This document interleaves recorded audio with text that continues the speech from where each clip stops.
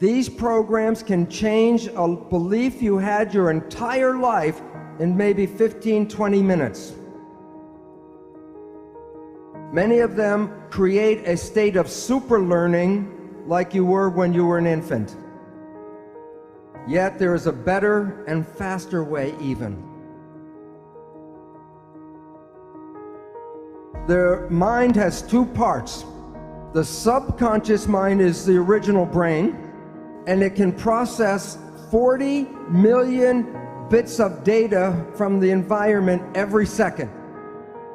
The mind is very powerful and very fast, but it's totally habitual. It's not creative. It can only play back what it learns. In evolution, the front part of the brain, the prefrontal cortex, gives rise to consciousness. It's a small piece of the brain that is consciousness. Self or consciousness is an add-on option, and most people don't exercise the option. But note, it can process only about 40 bits of data per second. The subconscious mind is 1 million times more powerful. While the subconscious mind is fast, the conscious mind is slow at processing. That's why when you're in an emergency or stress, you operate from this one, because it can operate fast and handle lots of data. But the difference between the two is this is habitual. It is the conscious mind that is creative and can generate free will. The conscious mind can control anything in your entire body. They used to say there were parts of our body that were involuntary control. But now we know that's not true. For example, yogis can regulate their heartbeat, their blood pressure, or body temperature with conscious mind. So while the conscious mind can only handle a few things, the subconscious mind can do many, many thousands of tasks at the same time. Now, recently, neuroscientists are talking about how your unconscious really shapes your life, your decisions. What they say, according to cognitive neuroscientists, we are conscious of only about 5% of our cognitive activity. Most people, 1% of their day is in the conscious mind. So every day, you create only from your creation mind, your conscious mind, only about 1% of what is going on in your life. And therefore, 95 to 99% of your life comes from your programming in your subconscious mind. So what this means is maybe you were the child in the store and your parents said you do not deserve. 95% of the day you will sabotage your life to make sure you do not deserve. And the reason why is the subconscious job is to create reality out of the program. And so therefore, if you have negative programming, 95% of the day, you will create that negative experience in your life. Now here's the problem. The conscious mind and the subconscious mind work together. So whatever the conscious mind focuses on, it can control, but what it's not focusing on, the subconscious mind controls. So most of our day, we are thinking about the future or thinking about the past. That's with the conscious mind. So if the conscious mind's not paying attention to right now, then everything you're doing during the day is being run by the program that you got. But the problem is, because your mind is not, the conscious mind's not paying attention, then it does not see the program being played by the subconscious mind. So most of every day, you are not playing programs that you personally want, you're playing programs that you got from other people.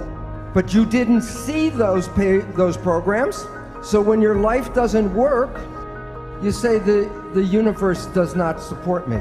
And yet the truth was, it was your own invisible behavior that sabotaged you. So what's important is some people say, well, maybe I just do some positive thinking. Which mind does the positive thinking, conscious or subconscious? The conscious mind, which works at 5% a day with a 40-bit processor, And when you're doing your consciousness, are you paying attention to what's going on? Who's running the show? The experiential programs from the subconscious mind, and that is 95% of the day with 40 million bit processor. Does positive thinking work? Do the math. And the issue is that it is very difficult to take a small processor and overpower the large processor. And you have to use what is called willpower with the emphasis on power to override. Now here is the second catch, or the second problem. The subconscious mind is like a recorder tape player.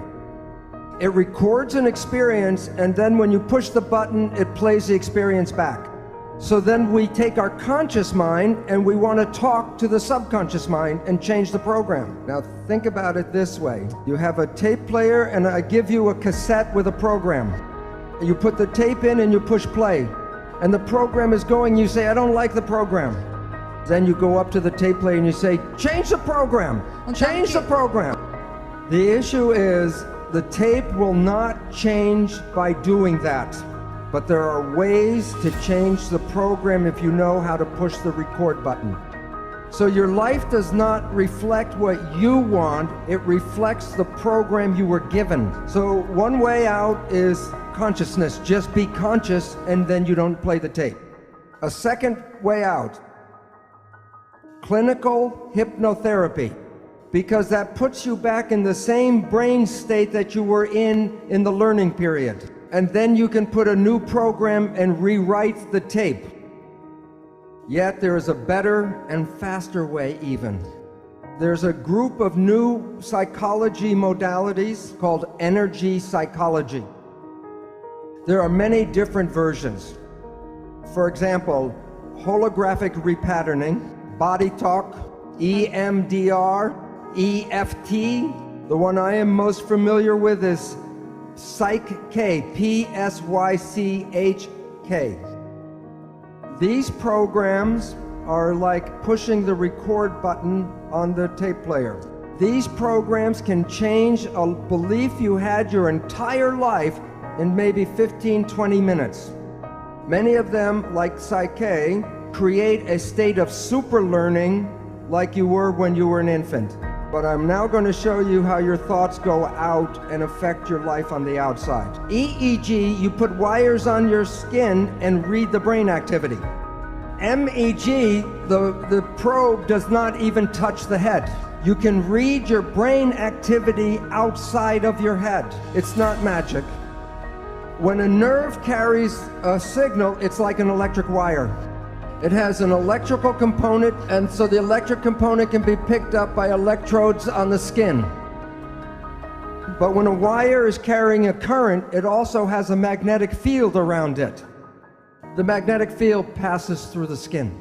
Your thoughts are not contained in your head. The people that you get connected to, you are entangled with. And many people are familiar, if you think about someone or talk about someone you haven't seen for years, and I say, oh, I haven't seen my friend John in 10 years, and the phone rings and it's John. It's like the placebo nocebo. When you think very positive thoughts of someone, they make an effort to get in touch with you. But it works both ways. If you have a negative thought about somebody, wherever they are, they will create negative talk about you. So it's very important to recognize your thoughts and your judgments are not just connected to you, they're connected to the people you talk about. You are exciting and activating those things in the world that are connected to your thoughts. When a mugger is trying to pick out which person he's going to attack, of the different people walking down the street, which one do you think gets attacked? The one who is most afraid. Because the one who is most afraid will resonate, and that means that the mugger doesn't have to do anything to go boo, and everyone will give him everything.